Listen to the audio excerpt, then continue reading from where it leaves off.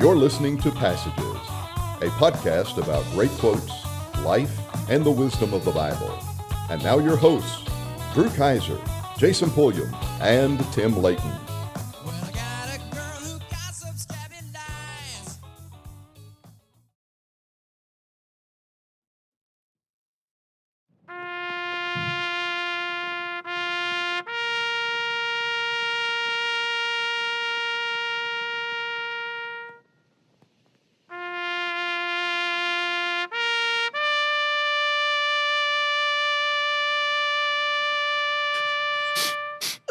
These guys. Dearly beloved, we are gathered here today for a memorial service. We've lost a dear friend. Say it ain't so. A long-term friend. Of many moons. Of many, many moons. And no, they weren't deported. They were demolished, which is even worse. Mowed to the ground, nothing but rock. A heap of rocks. Today we are gathered together Jason, I think you're mixing a wedding with a funeral. to talk about the loss. How many funerals have you been to, Jason? More than I have been weddings. Patrick and I were just You don't say chilling over dearly, here, and you Tim don't- and Jason are falling apart. You don't say dearly beloved at a funeral? I don't think so. Well, I mean, they're all beloved people. We are No, gathered no. today for I've done a number funeral. of funerals, and I've never used the phrase "dearly beloved." You should start with You that should from now on. start. It's a new way to start. It was really hot I'll this turn room. it I could have started with like, it's funeral time, but that would have been Yeah. bad. I mean, that would have been awkward. Our passengers are probably wondering why we're laughing about a funeral, but this is not about a person. No. No, it's a movement. It's about an about institution. It caused some movements. Oh. No, Jason. We're here to say goodbye to the Guad, a Leeds institution. The Guadalajara El Squat and Holler. Yes. Yeah. So it's been gone for a while, but the spirit lived on. But now they have reduced the building to rubble. I mean, in no time. Yeah. It did not take long to push that building No. over. January 20th happened. It took And then them the quad longer was to destroyed. It took them longer to reclaim the wood on that porch than it did for them to mow the whole building down. And now in its place, a car wash. Well, nothing yet. Tim, what's your favorite memory? Excuse me, Stan. What's your favorite For memory the remainder at of the the Guadalajara? segment, I will be known as Stan. And that is because he's been known as Stan for 25 years. You guys, as much as y'all have eaten there, you're lucky that you aren't a memory. Because I'm going to tell you, There's been a few I tried times that I've place been a few close. times, and I regretted it every time. You know, Now, I would have to say that probably the fajita nachos, there's few things in life more enjoyable. In fact, this week, since I've been home from Disney, I have enjoyed an order of chicken fajita nachos from Guad 2, also known as Raul's. That's why it's hard to sympathize with you guys, because really they just moved down the road and changed their name. But there were so many memories. but they in changed that the building. grease. My queso fundido is now from fresh grease, Right. and it tastes different than the 25-year-old grease. And it's at this one. It's more likely, not that you would necessarily risk it anymore, but we used to go before church on Wednesday night. Yeah, we can't do that And anymore. Queso Fundido and Jason and a Wednesday night Bible study. That's how I started Not learning. Fundito. That's how I started to learn to miss the first half of service on Wednesday nights. Yeah. Now Raul's is closer to home, so I can make it home a lot faster. So that's helpful. It'll take a while for the patina to set in on the walls at Raul's, but it'll get there. They'll get It there. probably they've got some nice decor in there. They do. Yeah, they have fake greenery hanging on the walls. The last time we were in there, it was me, Amy, and the girls, and the whole restaurant was bustling, and then all of a sudden just went completely dead silent.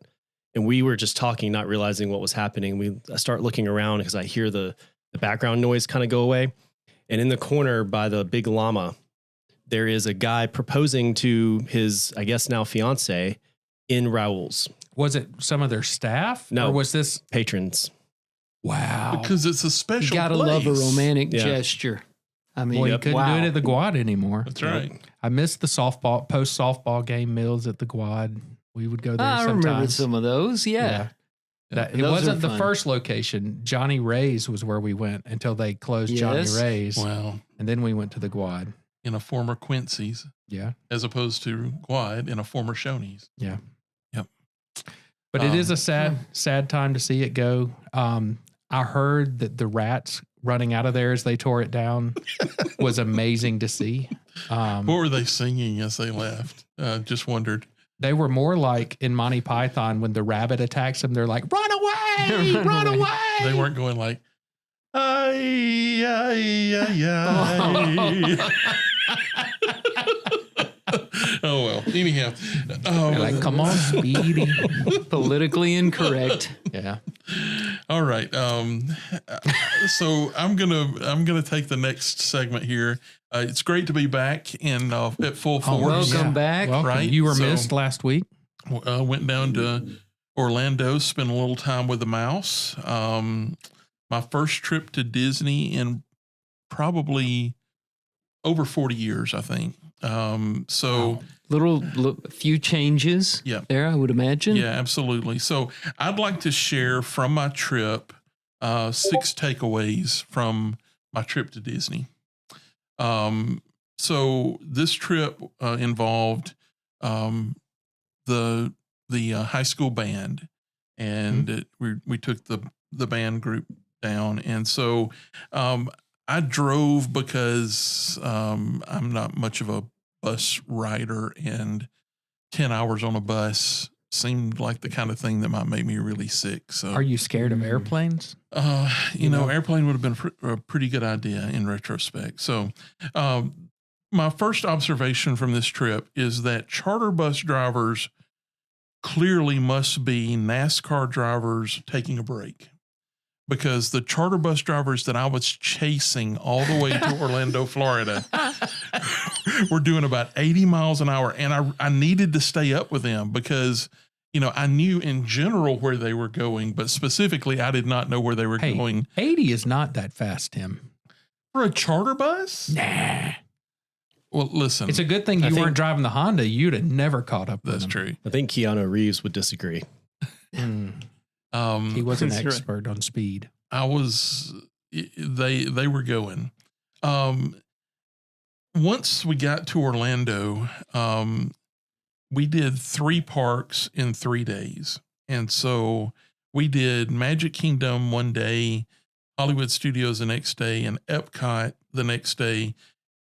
And mixed in that was a concert competition that they did on the 3rd day. But my second finding from this trip is that 3 Disney parks in 3 days equals insanity. It is too much. I kept asking people, like, when you come down here on vacation, not to punish yourself, what do y'all do? And they said, well, we do like a day in a park and a pool day, or a day in a park and, just jump from resort to resort and just look around. And The one hang time out. we went, it was 4 parks, 4 days. Well, And my feet have never hurt like they hurt that week. The last day, it was just, Tim, Yeah. does your Unbearable. phone count your steps? it you does look- not, but Okay. one of the people that I was with on one of the days said, now I may not have traveled as far as she did, but in the ballpark, I think she said 23,000 steps In one Oh, day. wow. In sounds one day. about right. Wow. You couldn't convince them to give you one of those little hover round things. Well, they were all over the place, Well, you should have. but I Yeah. did not buckle under. Yeah. I would not. Well, I would have. I would not buckle, but And in no retrospect, shame in my I should game. have. The next thing is related to what we're saying here. If I said it once, I said it 100 times. I should have trained for this. I should not have gone down there in a full sedentary state. Straight from the office chair to 23,000 steps. Get some Because actual You were not shoes. ready. I had things hurt that I didn't know that I had. Tim, did you walk around in the shoes you're wearing right now? Are those the shoes? No, you took? I know. I took some New Balances, Okay. that I'd gone and had them fitted for me, and Were they Velcro or did they tie? they tied. Okay, I was just checking. Yeah. I didn't know if we were at that stage yet. We're not far away. What color were your New Balances? Gray. Okay. Gray. Sounds like a guess. Yeah. Gray. That's Only that's one when step he's above ashamed. a white shoe. with the blue Yeah. piping. Yeah, Yeah. he was almost there. I thought about the white. All right. So, I wore my Dexters. all right. So my next finding, shut up, is I did learn in a positive thing. I can still ride roller coasters. That is amazing because Yep. you I can't heard go to you saying that. You I'm can't very even proud sit of at a you. movie without So- getting motion sick. So we got into the Magic Kingdom, and like so we take this group picture at the castle, and then everybody disperses in different directions. And the people that I went with initially wanted to go ride Tron, which is one of I think the better roller coasters, or maybe the best roller coaster at the Magic Kingdom. And so, so I just thought, I'm going for it. And so in this Tron ride, you have to basically get on like a motorcycle, and you grab the handles, and then they lock you in from behind. And let's just say that the flexibility and or size of Mr. Layton prevented some of that locking in from happening. So you were having to hold on pretty tight? They were like, put your feet down and pronate your toes and do this and that. Did they use the word pronate? Maybe not. At any point, did they give you Crisco or anything? That's an intelligent to get the bars worker around? at Disney. For a teenager. Maybe it was just like, Anti-disestablishmentarianism. and I was like, and then I got a cramp in my leg. And that's not good. And at that point, I said, I don't think this is going to happen. And so they brought the next train through, which had a regular roller coaster car on the back. And so I was able to get in that and ride Tron, and it was still a very good ride. Did you keep your eyes open the whole time? I did. I cannot believe you I did did. get motion sick. So not I only know this is the guy that we went to the movies with Yeah. that All right. had to go to the bathroom. let me tell Captain you, America Winter Soldier turns you green in 10 minutes. absolutely. But let me tell you, there's a difference here, and I think the fact that on a roller coaster you can sort of focus on straight ahead, and it does, and the moves are not herky jerky, right? You know what I mean? Just like it's more of a, even if you're rolling or looping, everything is straight ahead. It's almost like there's no lateral movement side to side is what gets you. And so I did that one. And then I went to the next day we went to Hollywood Studios, and I did the Rock and Roller Coaster. Now, this is the one that I when I finally saw the roller coaster, I immediately thought I should get out of here, because the car right before the one that we got on was sitting there, and all of a sudden it disappeared. I mean, it went like 3, 2, 1, and then Gone. it wasn't there anymore. The like whole car was just hyperspeed in gone. Star Wars. Right. Yeah. It just whoosh, and I thought, uh-oh. And the person that was riding it with me just said, you probably should put your head back. And boy, when it took off, it hauled it out of there. And but it was good, and I made it through fine. Now, later in that day, one of the guys I was with said, hey, this Star Wars ride doesn't have a line. Let's go ride it. And so, I was like, okay. It wasn't the big Star Wars ride, which I think is like the Rise of the Mandalorian. Resistance. Rise of the Resistance. There you go. And so, Also a former VBS of ours.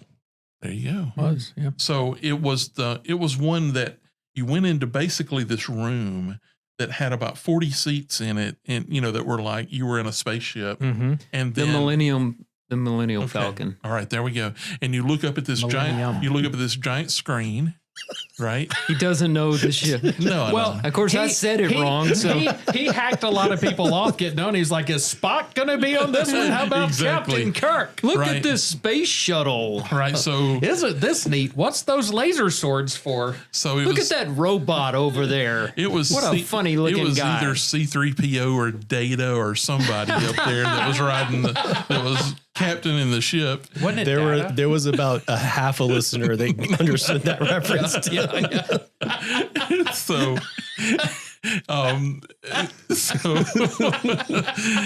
So I realized immediately that I was in a bad place. Yeah, that screen in front of you, right? That I did not need to be on this ride, because it was screen and it was going to do the herky jerky motions, and the seats were going to move, and so I thought, I'm just going to close my eyes and get through this. And so I closed my eyes and I could just feel back and forth and side to side. When it was over, I opened my eyes and I was good. And this is one where you're not actually moving like forward or side to side. The whole like room is like simulator kind of tilting. thing. Yeah. That's right. Yeah. When you closed your eyes, what did you imagine? That I was not throwing up. That's a good one. Right. It's great that you figured out your. Yeah. I think it's awesome. You could do a roller coaster. Now I did one other ride that was like this, because I had asked one of the Disney experts on the trip. I'm like, we're going to get to ride about a couple of things in Epcot. What do I not need to miss? And she said, don't miss this ride called Soarin'.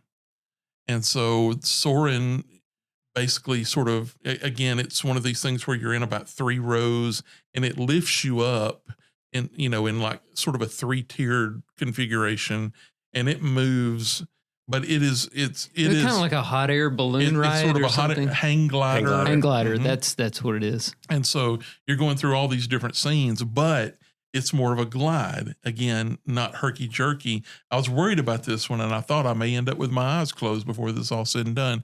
But I was able to do that one and didn't feel funny. Because that one's indoors with a screen. Yeah, that's right. So those are some red flags for you. But the speed and the quickness of change of direction has a lot to do with it. Do they still have Captain EO at Epcot? That's the Michael Jackson. I don't think so. I think it's gone. I think Michael Jackson is kind of falling on hard times. It was there the last time I went. Some time ago. All right. Item number 5. I think lightning passes might be worth the money.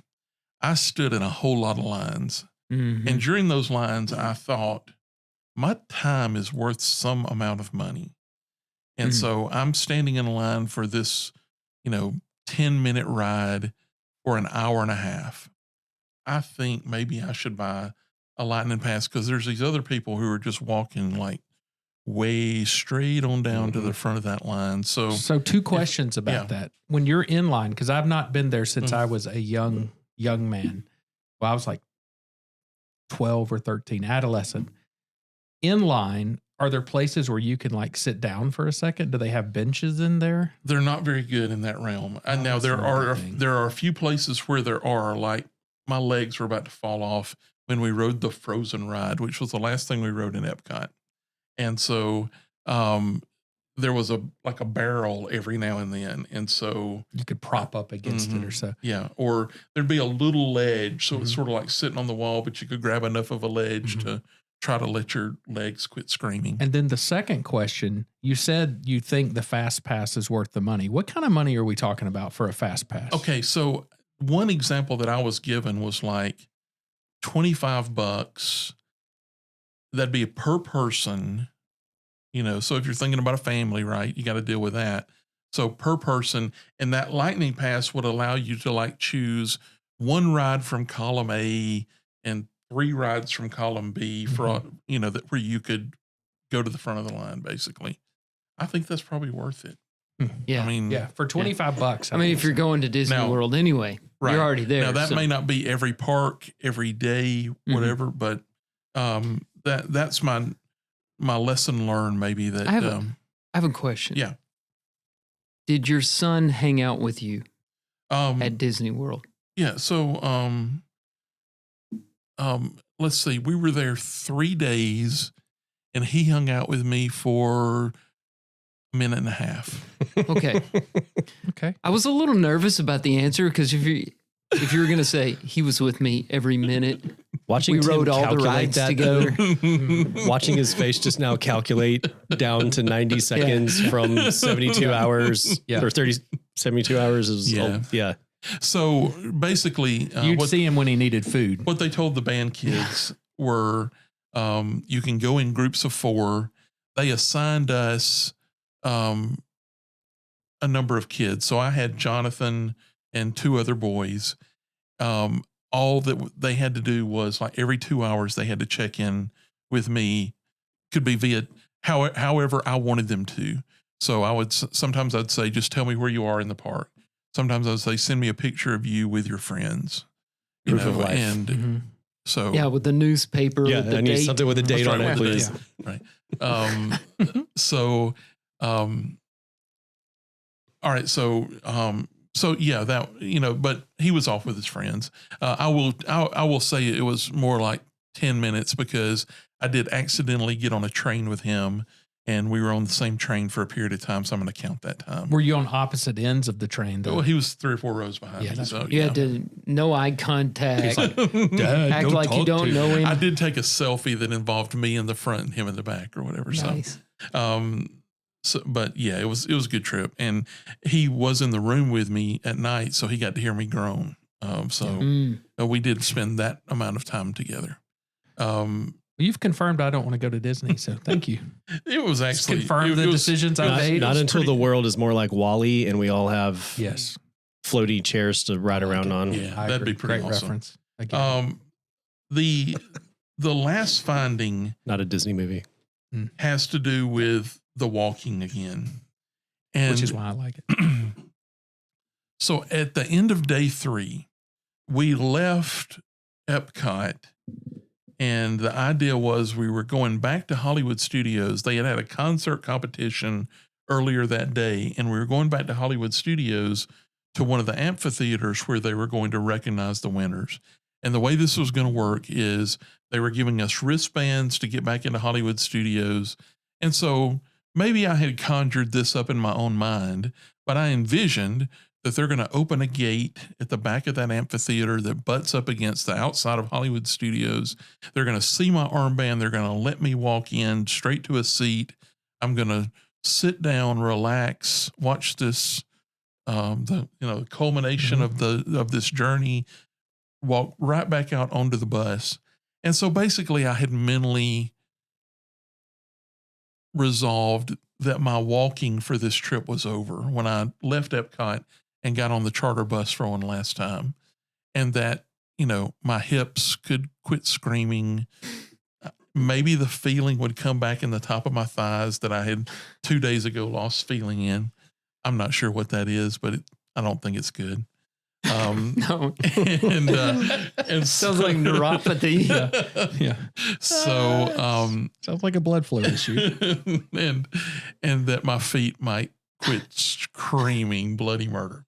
So we come into Hollywood Studios and we park, and they say, you're going to have to go from here all the way back down to the entrance of Hollywood Studios, and then all the way back, because we got to go through security check again, and then all the way back. But they wouldn't drop you off at the entrance? Because you're a charter bus and you don't have Mickey Mouse painted on the side of it. They restrict greatly where you can park. Wow. We learned this on each of the days that involved a long trek back Just to the get bus. into the park. Oh, yeah. yeah. Oh, yeah. At that point, it was almost like my body just wanted to give up. It was like, I'm going to have to stay on this bus. I'm not going to be able to make it to this. And somehow, through the grace of God, Mind over matter.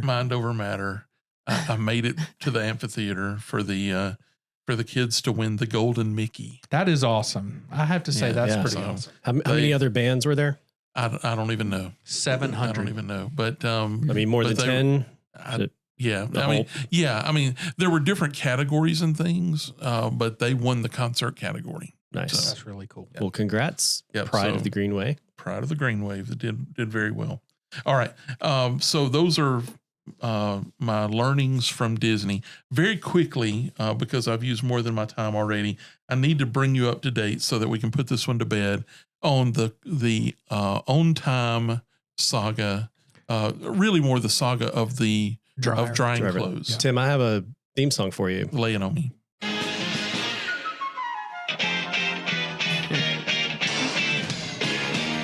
Yes. Thank you very much. Tim the Tool Man. Tim the Tool Man Layton. So, without recapping, the annex of Tim the Tool Man have gotten us to this point where we have purchased a new dryer. We've put a vent on the top of the house. We've continued to have moisture flow into the house. And now we have paid. Do you have the dump? Yep. Ready? Uh-huh. For on time to come to the house, vacuum out all the vents, which I'm sure is a good thing, and to do the work on the dryer vent.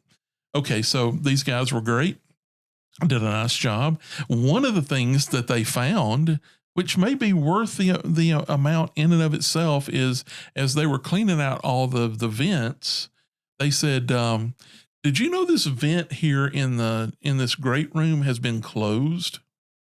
I said, what? And they said, this vent over here, it's just been closed up in the high ceiling of your living room. Right. So the last group that came in, when they cut the top off my house and we put did that thing to try to get, all that hot air out. Mm-hmm. I've been working on one vent in that great room. Yep. No wonder it's Maybe like a sauna in right, there. Exactly. And It's so always hot in there. Oh, that great room has always been hot. and so You're going to have a great summer. I just, Your clothes will be dry. I told him, I said, you just made a fat boy really happy. Because they said, all right, we're just going to prop an Oreo. We're going to prop. That's right. Ice cream's over there, fella. While you're here, you're mine. I need service. Okay. So they opened the vent for me. That was a great thing. Immediately I feel like air blowing on me. I'm like, wow, this could be a game changer. I mean, maybe I just sent them away at that point. Tim, but was that by itself worth the? Oh no! I'm gonna have to edit that out. Yeah. Yep, that's got to go. Have to fix that. All right, so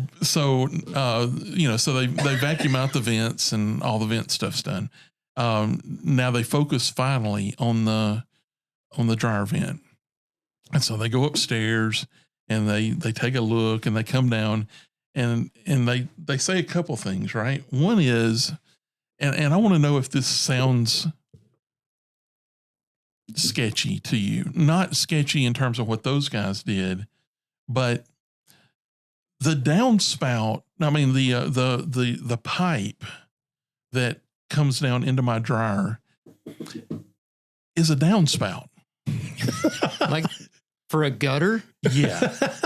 Yeah, that's sketchy. Sketchy, isn't it? That's not up to code. No. You mean like corrugated I'm talking, white? Yeah, he said Gutter? He said it comes up, and then, he said then it connects into a round pipe, right? And he said I really wish they hadn't done that. And I was like, you ain't the only one, buddy.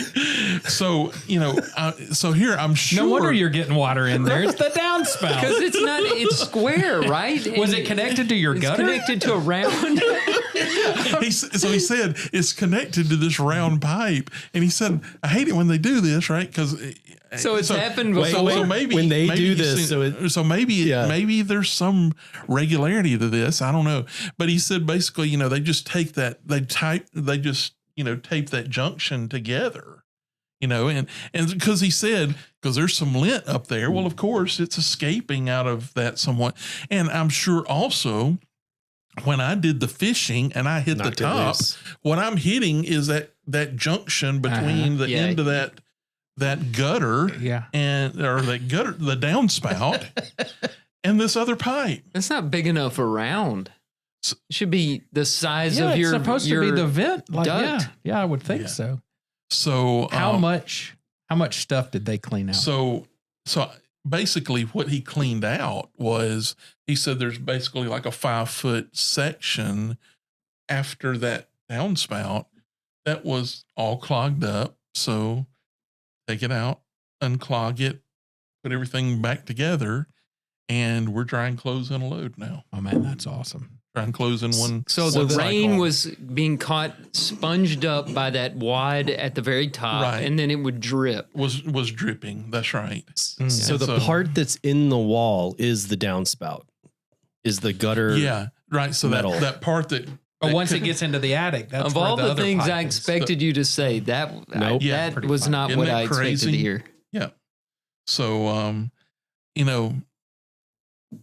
the house that I bought 25 years ago was not crafted by a master builder. I mean, it was Just kind of thrown up, apparently. It was- Cookie cutter home. They're Yeah. just boom, you boom, know, boom, they boom. were. I and- don't just know like that the I've one I ever lived heard in of there. this. No. Yeah. Never heard of this. Your power bills are going to go down. That explains why Because- you got that funny looking foil hose hanging off your gutter, though.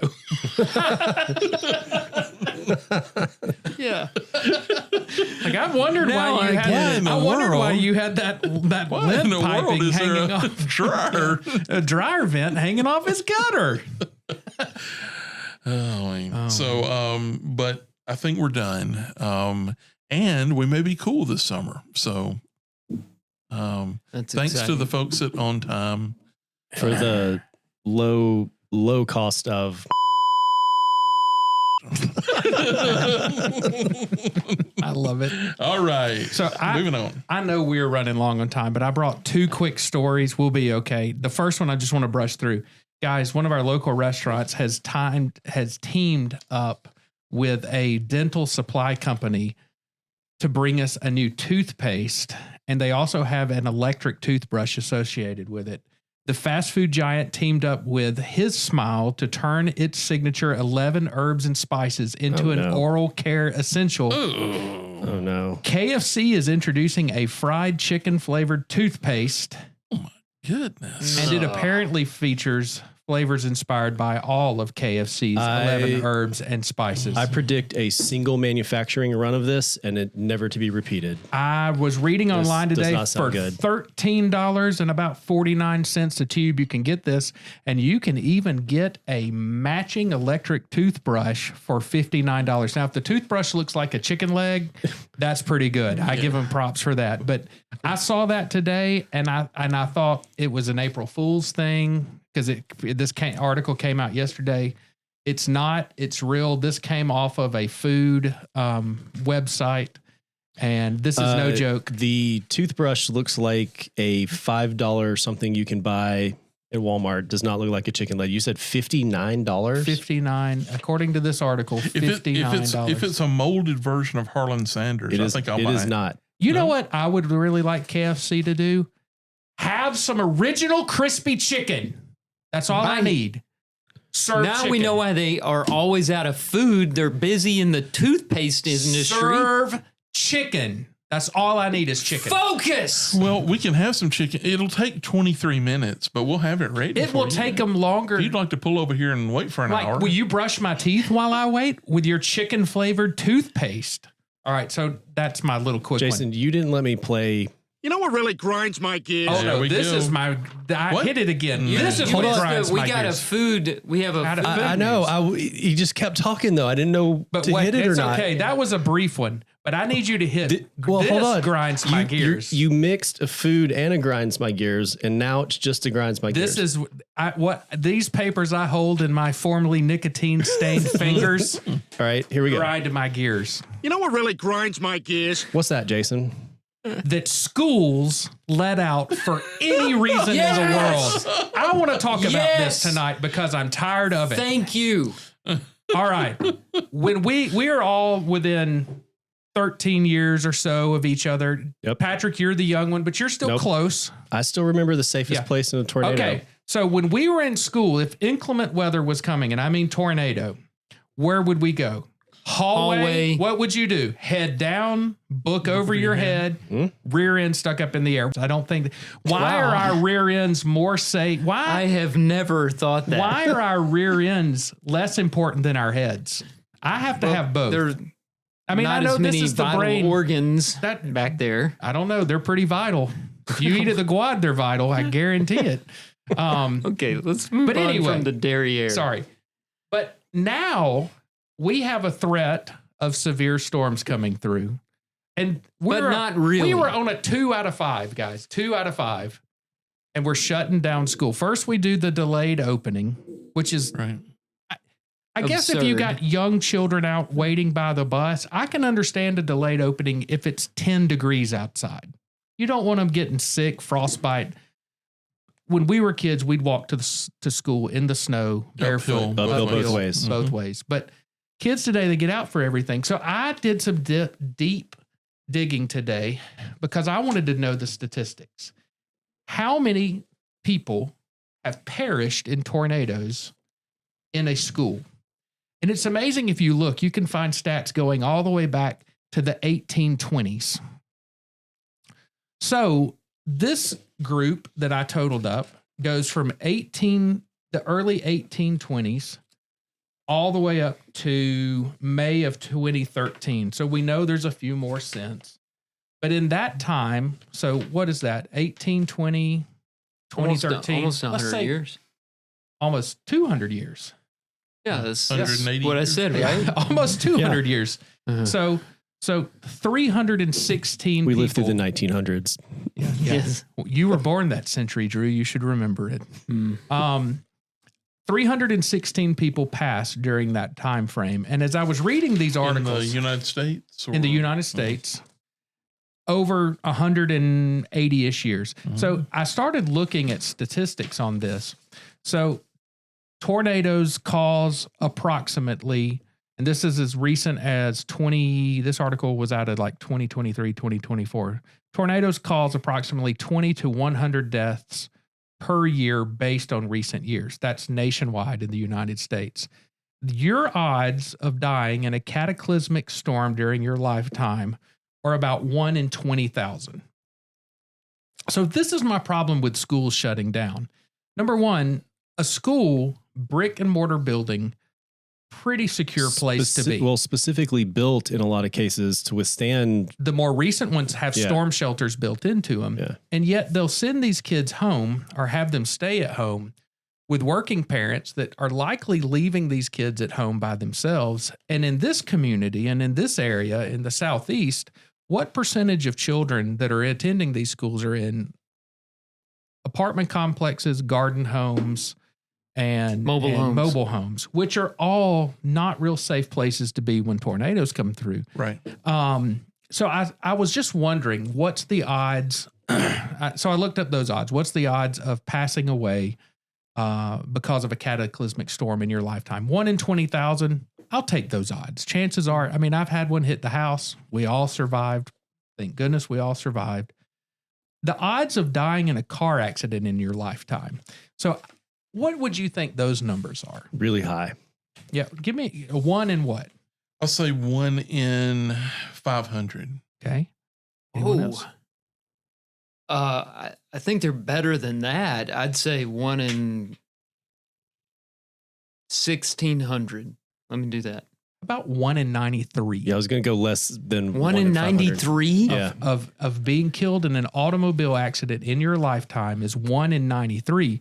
Yet we still allow our kids to ride in cars back and forth to school, back and forth to all these places. And statistically, that is significantly more dangerous. So let's just cancel school altogether. Exactly. If we're going to cancel it because of rain, rain. and storms, and it's got, look, I'm blessed that my wife teaches, I work for myself, and my kids are old and can drive. I only have one in school now. And so it doesn't affect us, but families that both parents are working and the school's making decisions at 8 o'clock in the morning, we're just going to cancel for the rest of the day. Right. It creates a major problem. But We I have think families. the main thing that's going on here is really not about the safety of the school. It's about the buses and the trips to and from, right? I mean, I think I think that's the reason in general that they cancel school. Yeah, but you look at the timing. Because I'd a lot rather be at Leeds Primary School than I would be my house, right? Because they've got a central area that's designed to withstand an EF5. You know, I'd take that all day over the Garden Home and Oliver Crossing. But I think the problem that they were dealing with, it seems like the logistics they were dealing with the other day, which turned out they should have just gone to school, right, was they said, all right, we think this storm's going to come through like 3 to 6 a.m. We're going to delay this from 8 to 10. And then all of a sudden, the real storm comes through about 11 or 12 or something like that. Yep. And then it's like, well, now we basically just shot the day. So, but why are they Tim less safe on the buses and at school than we were? Tim must be planning to run for the school board. That sounds was like it. weak. That was weak. Because yeah. here's what really happened. Yes. Okay, I watched James Spann the night before. All right, He said you're getting 8 into to what? 10. Oh yeah. He said 8 to 10. No tornadoes. And he was in a full suit, jacket on. And it was like a blurb. Yeah. He wasn't Yeah. 24/7 on the channel. Mm-hmm. Then that morning, I turned it on. This really doesn't look like a big deal, guys. And they had moved the window back to like 10. So just as the weathermen predicted, at 7 o'clock, 7:30, 8 o'clock, there wasn't even rain coming down. No, it was not a bad morning. It wasn't even raining. And it was after that my phone goes off and moves it from a delay to a full-on school's out. The Monday, I'm not done. Sorry. My gears are grinding. Sorry, Drew. The Monday after spring break. It's convenient. And if I sound a little tense, it's because we have a convenient. little 3-year-old in our house right now who goes to daycare. Okay? So the daycare closes down. Well, they do what the schools do, Drew. Guess what happens when daycare closes? Drew So loses does a work Drew. day. Yeah. Drew closes. And Drew is tired of being closed. Drew wants to be open. Drew opens. Drew is open for business. Drew has been on spring break, not really, but trying to do his job. And there are numerous individuals in my house that don't stay there all the time. And I thought Monday was going to be a regular day. No, It was not. for anyone. It was spring break +1. And I blame a few people for this. I blame lawyers, number one. Lawyers, I love you when I need you, It's really difficult to sue a school, but though. litigation creates this fear of liability. Oh, I see what you're saying. It Yeah. is- Fear of liability. It is really difficult to sue a school. It though. is, but it can be done. Really difficult. And they can tie you up in court with expenses. It was a thunderstorm. Number two, I blame you, James Spann. If you're listening, Oh, no. Oh, I can't get on board with that. Oh, no. I just want to say Jason. this. We cannot stand for that. The opinion it's the opinion just provided is that of Jason Pullum only, and does not reflect the feelings of the entire Passages team. It is fear mongering. That is what happens. Okay, so when we were kids going to school in the 80s and 90s, Tim, the 60s and 70s. No, I'm just kidding. No, I'm not kidding. When we were there, how were we warned about tornadoes? By Sirens. Yes. Glenn Burns would say, "We got tornadoes coming through today. Listen for the sirens." That's how we were warned. We all made it. All of us made it. Now we Well, have, not all of you. well, not all of us. Well, the four of us made it. Oh, yeah. Yeah. But now we have polygons. So if you're in the polygon, Which the you should school goes- respect. the school Jason says, Pullum. let's put them in the hall. It works. Let's go to school, and if they put you in the polygon, get in the hallway. Get your textbook. They don't have textbooks. That's the problem. What do they cover That's their why heads they're in with? danger. That's it. You can't put a Chromebook on your head. on your I head. mean, you're going to break Look, that if thing. we all bring our helmets that James Spann recommends us wearing and donate them to the schools, old batting helmets. What if they just say it's, we're not delaying school, but it's helmet day. Everybody has to wear a helmet to school all day long. that's That'd be like it. that's a awesome. good solution. like it. But I blame them, and then it's millennials have taken over. When Gen X fell apart, when we got out of the school system, and these millennials started taking over, we've gotten very soft. I believe that some of our Little peer woke. group, Rick and Bubba, used to talk about the puddinization of America. And I believe you are Putinization. absolutely I right. think that may be some of it. And that just grinds my gears. That was a good one. Well, before I tried to interrupt you, Drew, which I deeply apologize for. You should. I am actually having fun with the soundboard tonight. I was going to throw out a little conspiracy theory. Oh. All right. What you got? I think they just wanted one more day of spring break. I think he's right.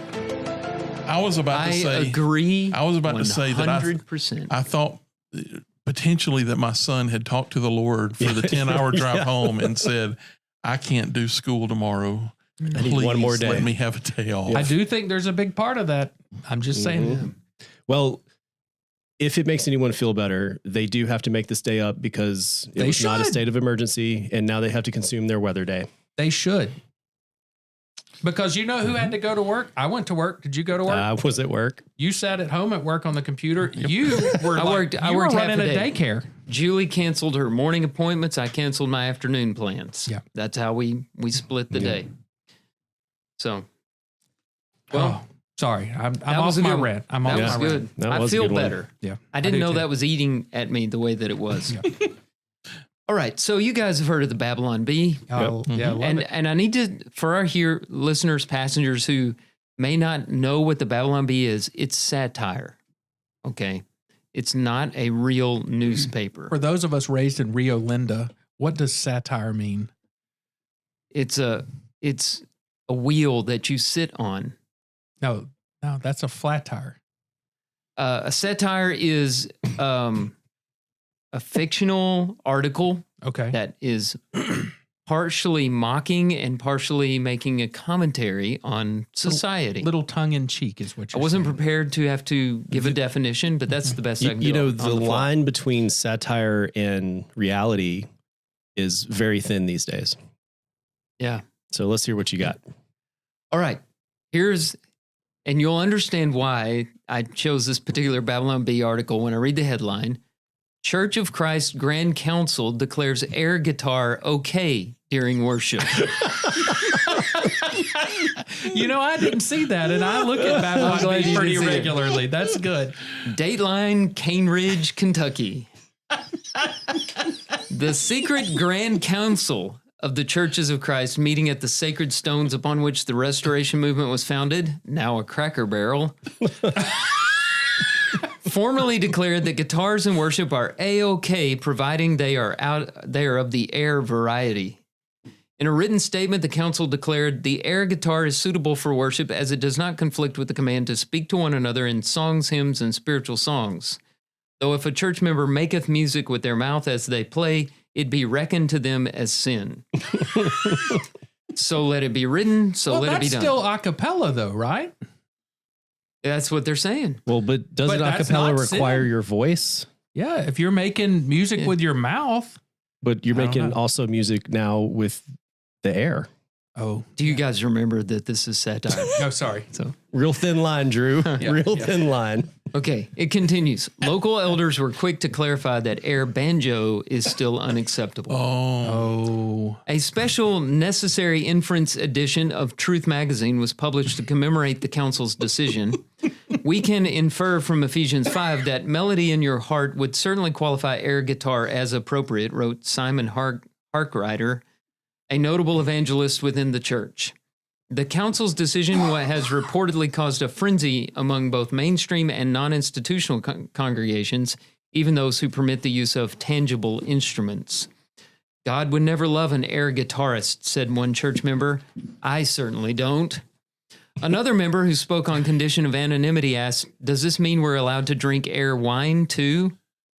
That's trombone worthy there. That was not a very good joke at all. I wasn't ready.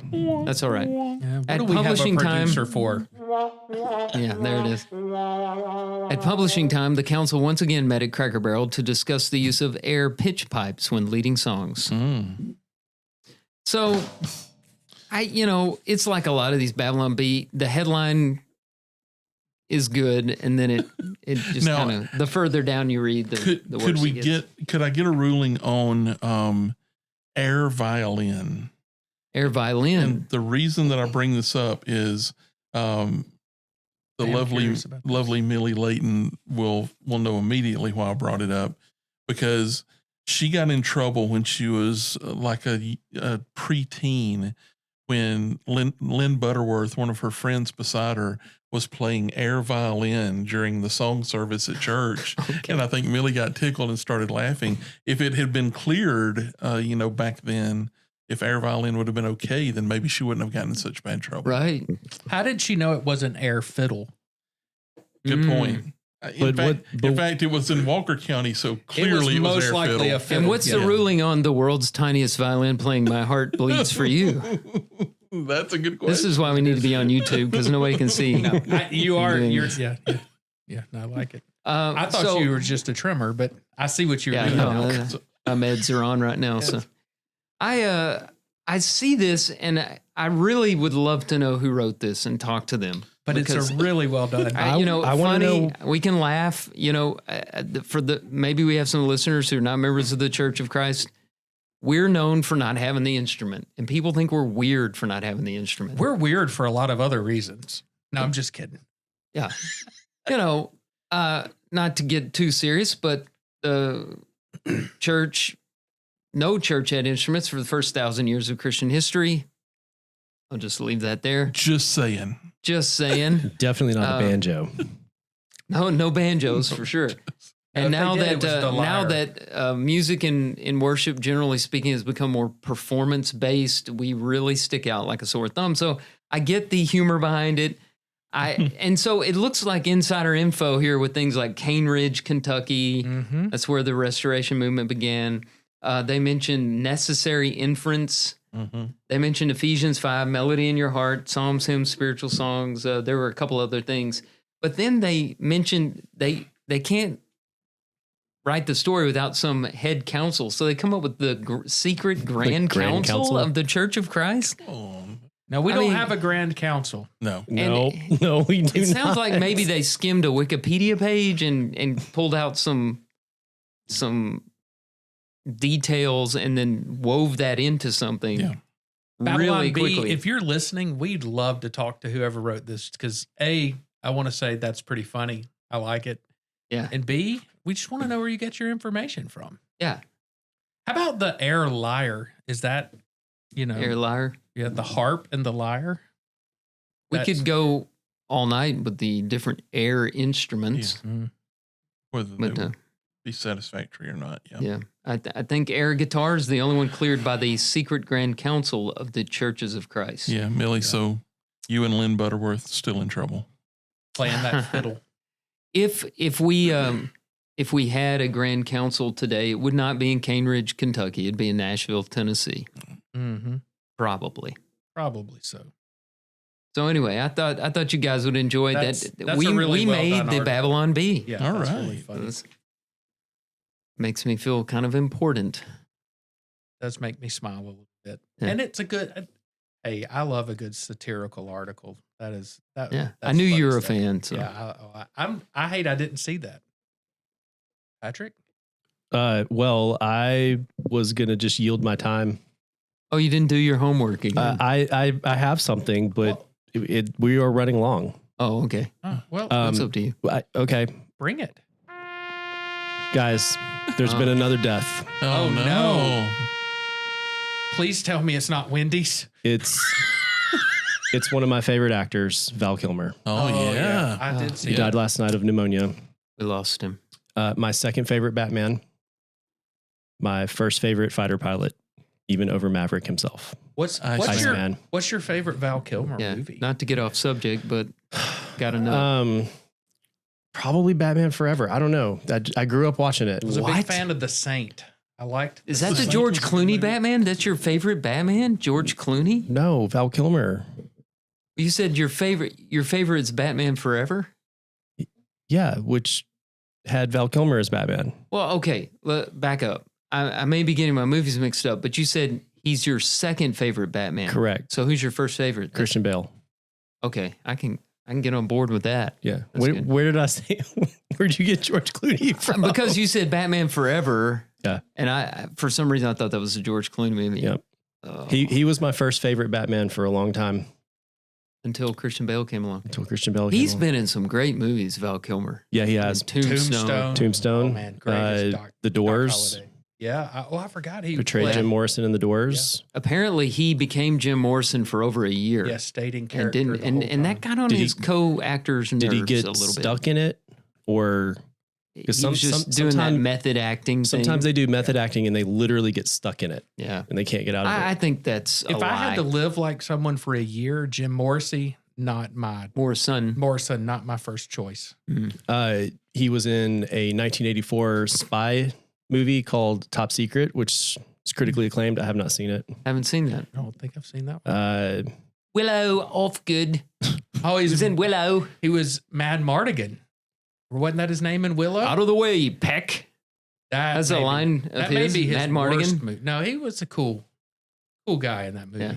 The movie wasn't. No, it was great. awful. It was in 1995 Heat with Al Pacino Yes. and Robert Yeah. De Niro, arguably one of the greatest action opening scenes. Opening scenes last for 20 minutes Yep. or something like Yep. that. Yep. The Saint. I like one of the Saint. one of the Mhm. deep cuts in his repertoire. But it was one of my favorite of his movies. I would go, The Saint was good. I remember. I would either did he do disguises in yes, that? I would Yeah. either do Tombstone or Top Gun 1 and 2, and then Saint would probably Doc Holliday's Mhm. got to be his Oh, best he's so character. I good. mean, man.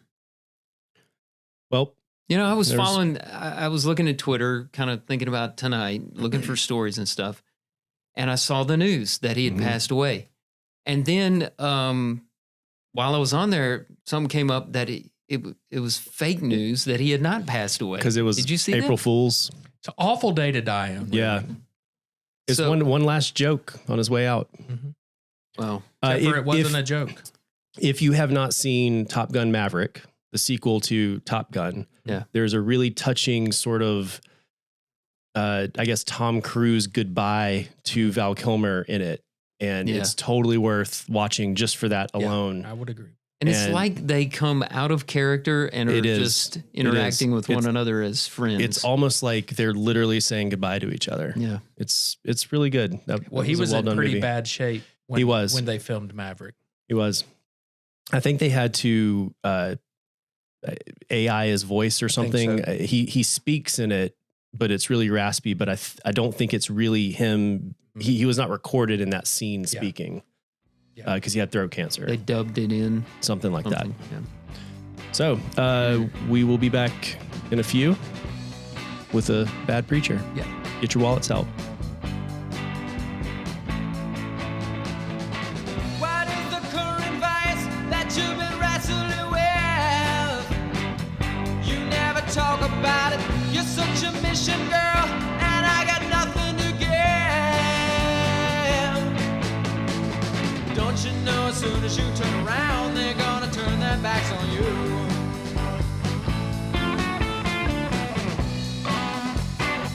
Oh, oh, oh, girl.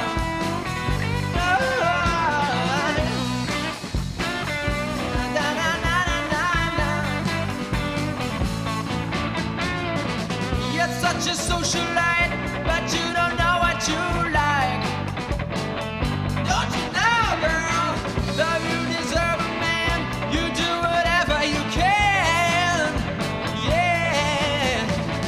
Don't you know as soon as you turn around, they're gonna turn their backs on you. Da-da-doo-da-da-doo.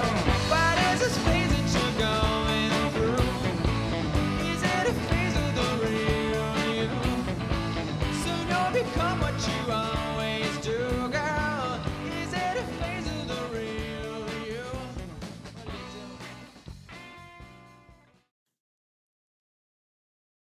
Welcome back for another.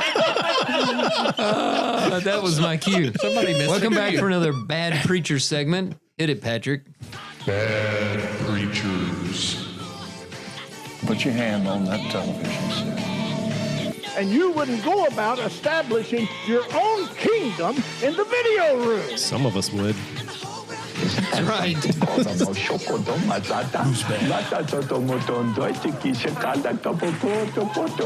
Could it be?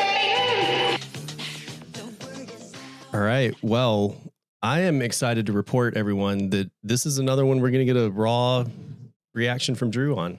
Guys, I would I ask haven't you, go heard ahead this and with get a your lot of wallet. pressure. Go ahead and get your Yeah, wallet. Yeah, y'all can y'all get your wallets out? Just go ahead and put them on the table for us. All right, get those wallets out. Let's get them out. Nothing in mine. Well, there's about to be even less. Good night, Tim. That thing is 4 inches thick. Again, we need a YouTube because Tim's wallet.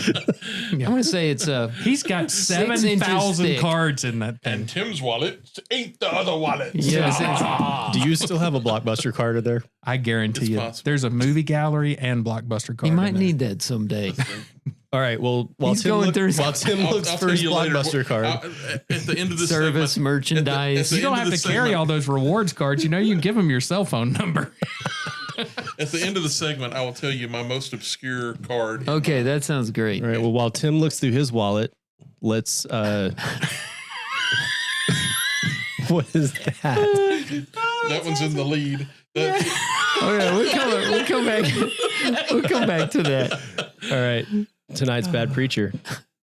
And they understand the cost that is involved. There's 1,000 of you. I said close them doors. Ushers, close the doors. Close the doors, Drew. Close the doors. That's what I say during said the it closing 4 song. times. It's 1,000 that's watching online. This is a small seed. If I get 1,000 online to give this, if I get 1,000 in the sanctuary to give this, that's $40,000 tonight. Now, everyone up here, we've all sold and seeded, but I need everyone standing up here with us, with me, to plant a seed of $100. Since you're not watching, he's got a stage full of people behind him that he's now talking to and demanding $100 from. Because again, Right. it costs to sit up here. And this is what I Costs need to you to do. sit If there. you're giving electronically or even if you're giving tangibly, I'm going to have y'all come to the altar and give it because I need to see 1,000 people moving. So digital giving's not enough for this guy. Well, no, he wants you to come up and show him you have given. Oh, he's asking for proof. Yeah, he wants everyone to come to his altar. Wow. Bring them baskets. I want the baskets up here. I want to see the folk. Y'all start moving. Y'all can bring it right now. Come. 1,000 people need to give $20. 1,000 people need to give $20. 1,000 people online need to give $20. This is easy, saints. And they How long would it take 1,000 people to cycle by him to put $20 in? I mean, that's not a short process, right? I bet 1,000 people were going out to the parking lot. Now the he doors are locked him in. closed. The ushers locked Close him the in. doors. Close them To doors. close the door. Close them doors. I said close the Wow. doors, Drew. Yeah. That makes VP Black look like a weakling. How did he go about it? VP Black, well, he wrote all these little books on giving, and he would just come preach a whole meeting on giving. Oh, wow. And he would, put the pressure on. It wasn't any tactics like that. Close the door. I think my two favorite things about what you can't see, I mean, what It's you again can't, why we what you need can't hear, is he's wearing a T-shirt that has a pocket with some kind of logo on it, but it's sweaty across his chest. The whole thing. Oh, yeah. yeah. This whole thing is sweaty, Except for the pocket. except for the So pocket. he's disgusting. Yes. And then my second favorite thing is he's got some kind of, it looks like a leather wrap over the microphone head. So it looks like a mallet that you hit. What's the drums that did you do this with, Bass Tim? drum? Did you hit a bass? It looks like one of those, but he's holding it. It's holding it like a microphone. And That's how he gets people to do what he wants them to do. Is he hits them on the head with that Yeah. microphone. You don't pay attention. He goes, give me that money. here you go. If y'all want to look, you can look around here. Oh, I saw the video. He's real sweaty. And I don't know what's over this microphone, but it does not look. Well, and his friend over there, the deacon, he's dressed to the nines. This guy's got on a pocket tee. Hey, now Pocket let's not t-shirt. be bashing the pocket tee. I'm a fan of the pocket tee. Well, but Gotta when have you're somewhere to put your but when reading you're glasses. demanding $40,000 from now kidnapped people, You need to put a necktie on. you if need you're to gonna be looking kidnap sharp. somebody and At least, force them to get at least a bolo $20 tie. bucks. Yeah. Oh, If you're that's west great. of the Mississippi, a bolo would be Bolo fine. would be Yeah, just yeah, good. yeah. A little Yeah. scorpion and So, amber in there. On Sunday, Nice. come giving time, whoever's Close doing the door giving, back there. Close the door, doors. and we're going to count it. Jimmy, and we're going to close those doors. And then I'll tell you whether we're done or not. Bring me them baskets up here. Bring them up here. I want to see I want the everybody to people walk move. by. Patrick, tell me what we've got back there in whatever you call it. Tidely. Tidely. What's the count and the amount back there, You buddy? bring your phone. Eli, let the kids get their phones out of the basket.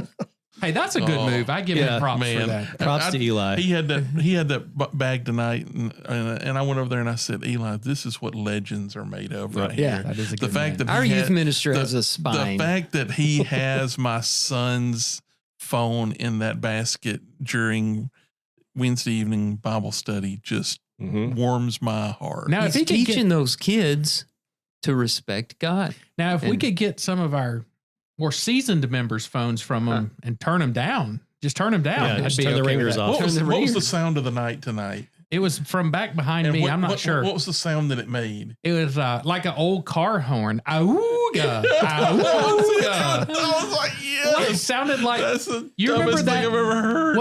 Wasn't the old movie Chitty Chitty Bang Bang, and the car would go Awooga. I think That's what you it sounded got like. it. Yeah. I think you nailed it. Yeah. Or it's Harpo Marx.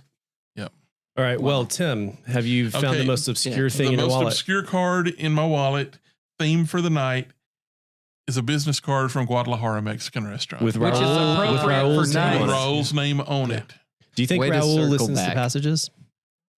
I hope not. Because he's going to find out Tim's name is not Stan. He's the only person in the world that can't listen to passages. Yeah. I love Raul, but if he listens to this podcast, my cover's broken. Yeah. You like It's gonna being be bad. Stan more. Yeah. I think Your I think alter ego. You going through that monstrosity of a wallet, this brings up a segment every now and again. We need to do what's in your What's wallet. in your wallet? Yes. Yeah. Just see what's in There's there. a lot of The most material in there. The most obscure thing Yep. in your wallet. Yeah. In my last will and testament, there will be instructions for which of you has to go tell Raul the truth. That my name's really Tim. Pick me. Pick me. Who are we kidding? I'm going out early. Well, I guess we'll be back in a minute with our passage for tonight. Boy, our transitions are awesome tonight. Smooth. See y'all again in a minute. Could never help but to dance. Yeah.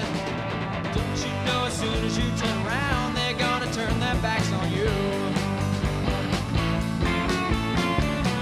What is this phase that you're going through? Is it a phase of the real you? So don't become what you always do, girl. Is it a phase of the real you? Papa, papa, can I take her home? Papa, can I take her home? Yeah. What is this phase that you're going through? Is it a phase of the real you? So don't become what you always do, girl. Is it a phase of the real you? Is it a phase of the, I want the real you. Welcome back, passengers. We're ready for our passage for tonight. And tonight it comes from Timothy Keller. So I'll read it and then Drew will tell us a little about who Timothy is. So the passage is, to be loved but not known is comforting but superficial. To be known and not loved is our greatest fear. But to be fully known and truly loved, well, is a lot like being loved by God. It is what we need more than anything. Yeah, so Tim Keller was a Presbyterian minister in New York for many years at the Redeemer Church. He was probably the best known preacher in the early 2000s. Sadly, he passed away of pancreatic cancer in 2023. But I like Tim Keller a lot. I've read a lot of his books. He has a book on preaching, he has a book on prayer. He has a great book on Christian evidences called The Reason for God. And all his sermons are available online for free, which is, a good resource, I think. He's an expository. You said, can you talk about Tim Keller? I'm going to tell you more than you want to know. No. But he does expository preaching really well, which means he uses the text to get his theme and main points. And I think a lot of young preachers trying to learn how to preach could learn a lot from listening to his lessons. He also brings in a lot of culture to his sermons, which I like a great deal. And he's a good writer. And he talks about this idea a lot. The idea that love coupled with being known is the greatest form of intimacy there is. Figure you guys might want to do some talking, so I'll shut up now. No? One thing I remember. So one thing I remember from reading something like this in Tim Keller, one of his books, I think, is he talked about relationships have different levels, and those levels are determined by the depth of your knowledge. So you have a relationship with your coworkers, and you probably don't call that love because you don't know them very well. And then you have a relationship with your let's say brothers and sisters at church. You know them a little bit better, and you might even say that you love them, but the intimacy is not as deep as it would be with your wife, whom you know really well, and your children, whom you've known their whole lives. And then with God, God knows you better than you know yourself. And he loves you anyway. And so that's the deepest intimacy possible, to be known and loved. And in our case, it's to be known fully and loved despite that knowledge. Because what God knows about us, no one else knows. And it includes the worst things about us. Mm-hmm. And so those levels of intimacy are interesting. Also, the application to the cross and how difficult that death was for Christ. And his statement, my God, why have you forsaken me? The heartbreak in that is more than we can even imagine, because nobody knew.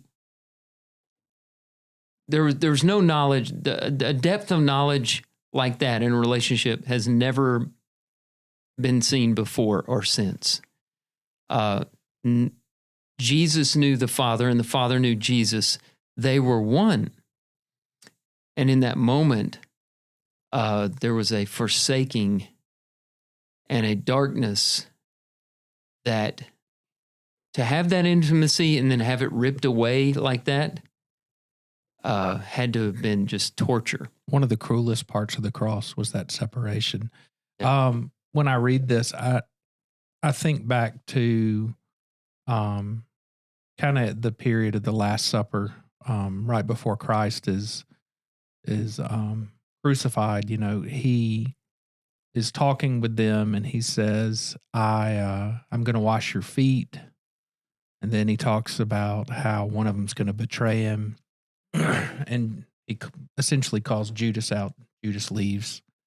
And then he's sitting around talking to the apostles there, to his disciples. And he talks about a new commandment. And he says in verse 34 of John 13, he says, a new commandment I give you. So this is something he's saying that's new, that you love one another just as I have loved you. You also are to love one another, and by this all people will know that you are my disciples, if you have love for one another. The difficult part of that command is not necessarily loving one another.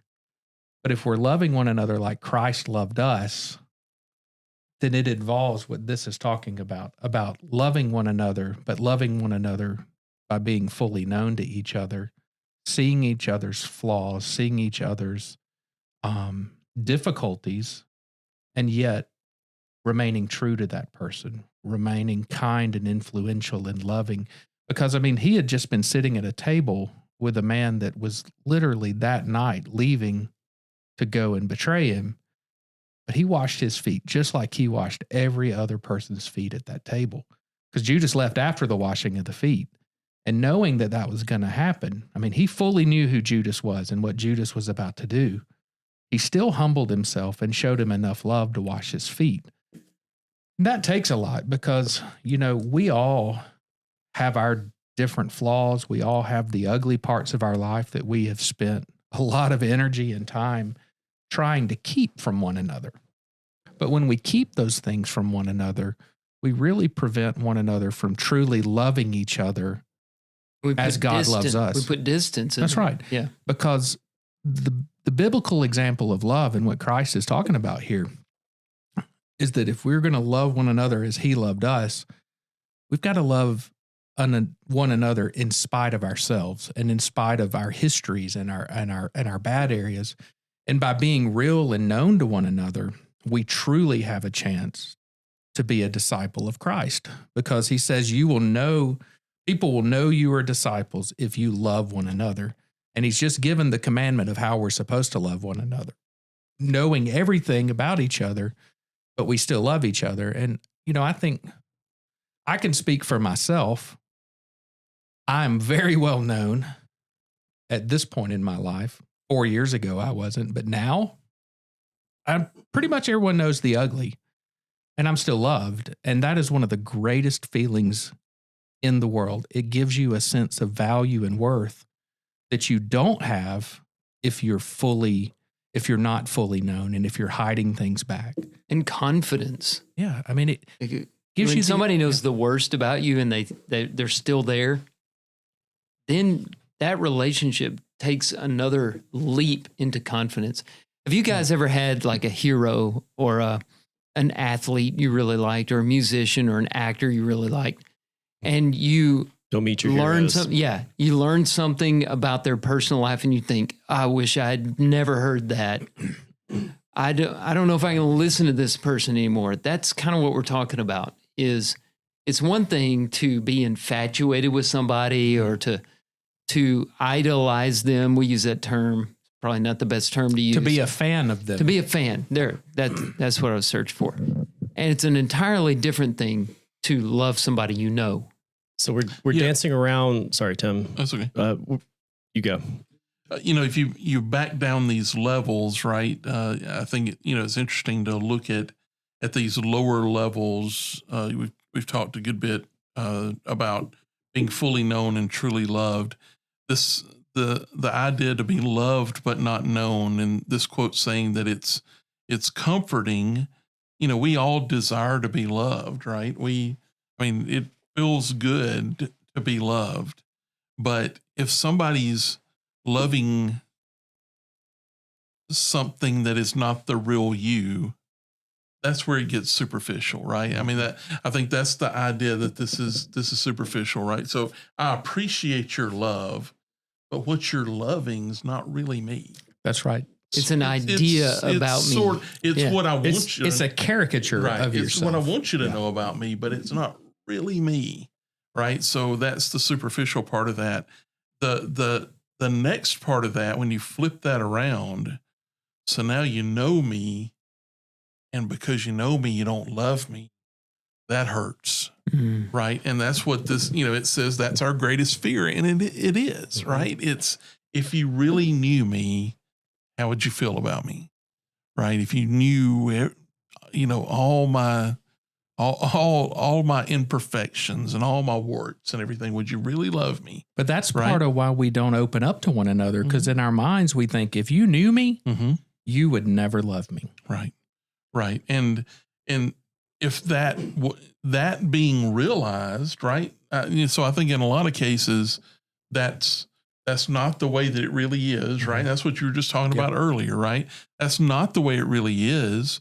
The people who really, really love you will love you, imperfections and all, right? And that may not mean that they wouldn't be disappointed at something that is the real you, right? Or maybe they'd be disheartened a little bit that, hey, this person that I, thought was this, maybe they're not exactly that. But people that really love you will still love you. But the, from the individual who is being loved's perspective, the worst possible fear, right, is if you really knew me, you wouldn't love me, right? And that's that second part, is that's our greatest fear, because we fear that, hey, I've got to keep putting this charade on so that people will love me, respect me, all of those things, because if they knew who I really was, maybe they wouldn't feel that way. But then, the bottom line of it is, and hopefully this is the way that we love our others, is, that, if we, to the extent that we can, know others and love them anyway, that makes us more like the kind of love that God has for us. So we're dancing around really the term here, unconditional love, I think. Right. And this is going to be a 2-for-1. So there's a I'll call it a companion passage by also someone named Tim, but a different Timothy or Tim, that says much the same thing in a slightly different way.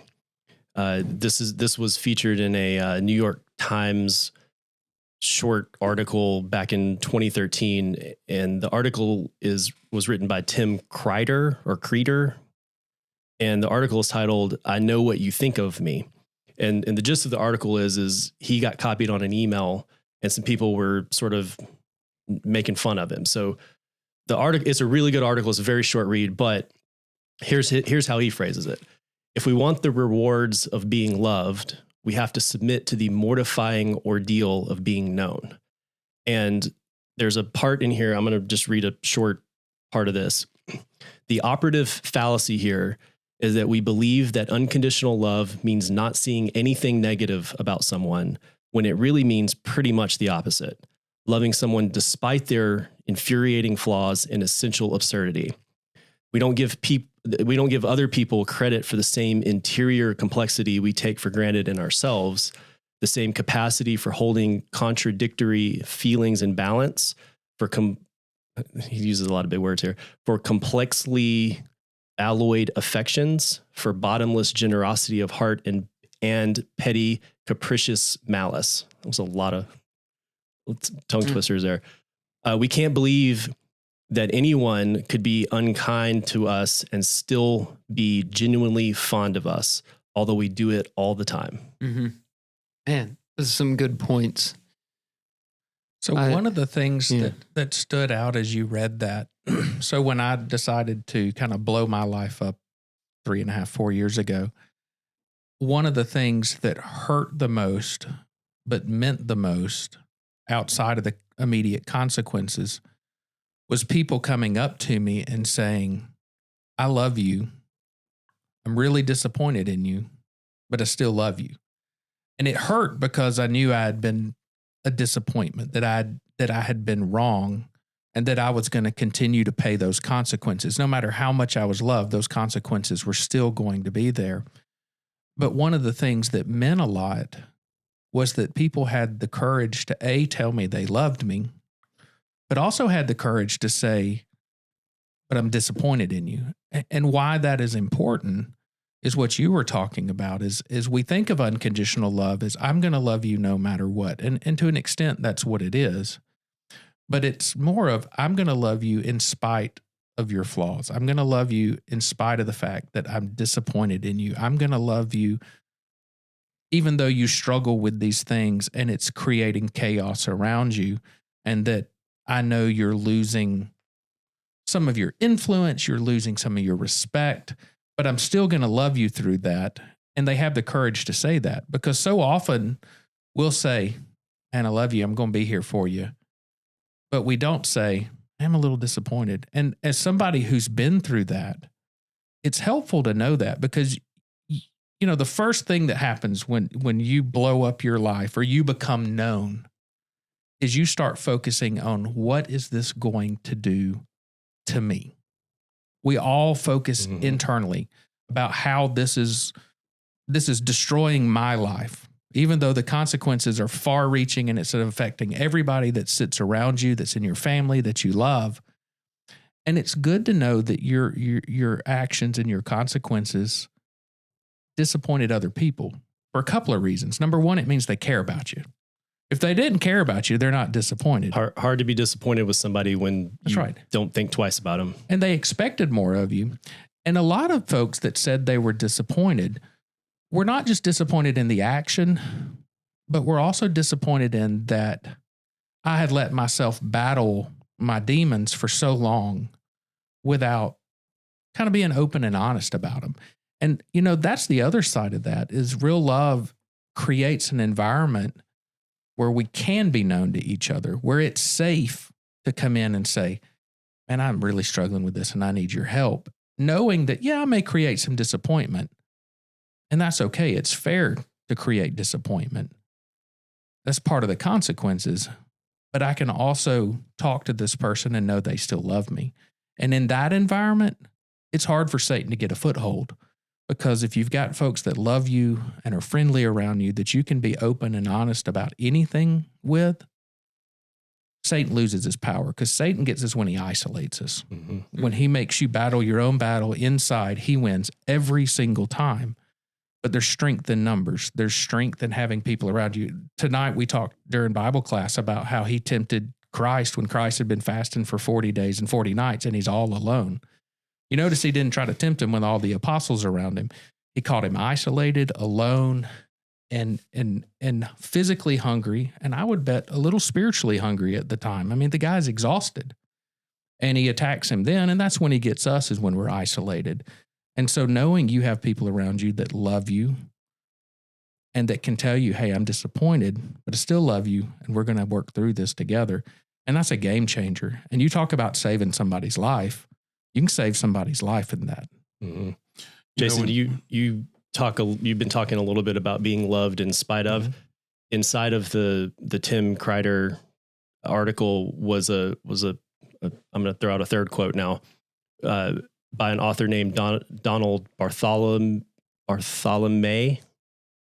in I guess his book called 60 Stories. But here's the quote: "Do I want to be loved in spite of? Do you? Does anyone? But aren't we all to some degree? Aren't there important parts of all of us which must be, so to say, gazed past? I turn a blind eye to that aspect of you and turn a blind eye to that aspect of me." I'm trying to think, beautifully written. I don't know if that's the best. That's not the highest level. Yeah. I was with him on In Spite Of, but the gazing past. Yeah. It's kind of like, the whitewashing of history that's going on in a lot of, you hear about Disney doing that, for example. They made Song of the South and they're trying to hide it from people. Yeah. The racist crows in Dumbo. Yeah, there's if you go watch that on Disney Plus, there's a big disclaimer in the front of it. Right. Well, there are two approaches to that. And one is to gaze past the history. And that's the whitewashing, just, erase it, delete it. It never happened. And the other is to know it and remember it. So, number one, we don't do it again. Number two, so you know the truth about it, an organization. And what such organizations are capable of, and to be skeptical of our own times and look at what mistakes are we making socially, religiously, spiritually today that we may look back on 20 years from now, 30 years from now, and be ashamed of. So again, we overanalyze, but I was hearing that and I liked In Spite Of, because that's awareness. Yep. But then gazing past is like, I'm going to ignore that you're a sinner. Well, it's almost like we're getting back to building that persona. You're like, even though we're fully known, I'm not gonna hold you accountable for that. It's that sounded like. I'm going to selectively in the story in the story this came from. He was talking about a woman with green skin, so looking past some physical imperfection. And I don't think I read it to to sort of link it to unconditional love, where you're not supposed to kind of forget things. Yeah. Stripping it out of its context enabled me to think about a different point there. Right. And you know, part of our relationship sometimes is that we do have to extend grace to one another, right? Realizing that, you know, others are not perfect, just like we are not perfect, right? So there's a difference between condoning imperfections and realizing that everyone's imperfect, right? So, I mean, when I think about sometimes the ideas like the, you know, in spite of these things or gazing past things, sometimes there may be a difference between condoning something and just realizing that, you know, everyone is flawed in some ways. And so, you know, that's part of the whole, you know, human process, right? So if I'm going to have relationships with people, I'm going to have relationships with flawed people. And I am also flawed. They will have a relationship with a flawed person as well. Absolutely. You know, in regard to some of the things we've said about, you know, this whole idea of being known in the depth of a relationship, if we can, you know, the kind of relationships that we need to long for are those where, I think Jason was alluding to this, where you're not just a yes man for somebody else, right? That, and it takes a depth of a relationship to get to that point, right? You know, we find people that we have things in common with and we enjoy being around, and sometimes we just sort of coddle one another. You know, we don't want to lose the friendship. Right. We're afraid, you know, if he won't like this, if I point this out, and he won't talk to me anymore. Right. And we just sort of, we think he'll tell us if it's something serious. I don't want to bug him with that. Right. I think we think that too. Yeah. We'll just, you know, so we'll coddle one another. We'll be yes men for one another. You know, even if maybe we don't always agree, you know, the next level of relationships is being truthful with one another, right? And feeling, you know, being comfortable, not always holding the same view. That gives depth of, you know, and speaking up when you differ, right? Mm-hmm. You know, and, you know, you can't just do that with everyone, right? So we live in a world that, you know, seems to feel like every time that you have a different opinion, then we have to hate each other all of a sudden, right? We live in that kind of world. Yeah. We should have relationships that are better than that, right? Where, you know, if we just have a differing view, we can talk about it. Or if we have a difference of opinion, we can talk about it and we walk away still loving one another, right? That's the problem with politics, is it puts people in these broad categories and doesn't treat people as individuals. And that complexity Patrick was reading about a while ago is just gone. You're either a Republican or you're a Democrat. You're MAGA or you're woke. And, you know, if we see just one little hint that you're in one box or the other, we're going to fully put you in there and demonize you. Mm-hmm. And it doesn't politics doesn't allow for this complexity that we're talking about. And unfortunately, we've let that kind of concept, and I say we, the broad we, that seeped out into personal relationships. Yeah. It's like, listen, if that's the way politics is going to be, let politics be politics. Don't let politics control the way the world's going to operate and all the relationships you have. Mm-hmm. You know, there are family members that don't talk to one another now after this past election. A literal house divided. Yeah. That's sad. Yeah, very, very much so. Great quote, Patrick. There's Thanks a for lot to think about there. I definitely learned I am horrible at pronouncing names. No, I'm the wordsmith around here. I'm the one that messes them up 90% of the time. in the spirit of the quotation, maybe we should look at Patrick and say yes. You are terrible at that. But we still we love you We still anyway. love you. Yeah. There were some names and words in that, though. I mean, we're not talking real easy, wouldn't say. We know most of our passengers, I think, but there are many of you out there we haven't met yet, and we'd like to connect with you. So check us out on Instagram. You can message us there. We enjoy feedback, and from time to time, we have a listener request episode. I don't know that we've got one on the horizon, but we're going to be around for a while for one of those. If you've got an idea, send it to us. Also, I'd like to mention, now that I've gotten to the end and forgotten it again, I'll mention here at the end our sponsor, Cobb Publishing. Go to cobbpublishing.com. Check out their titles there.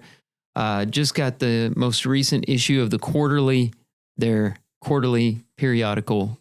Very good issue, as always. Brad Cobb does such a good job with that. We appreciate his support of the program. We love doing this, and we love that you're following us along, following along with us. And here's the part where I run out of things to say before the end of the show. So stay tuned and keep listening to Passages.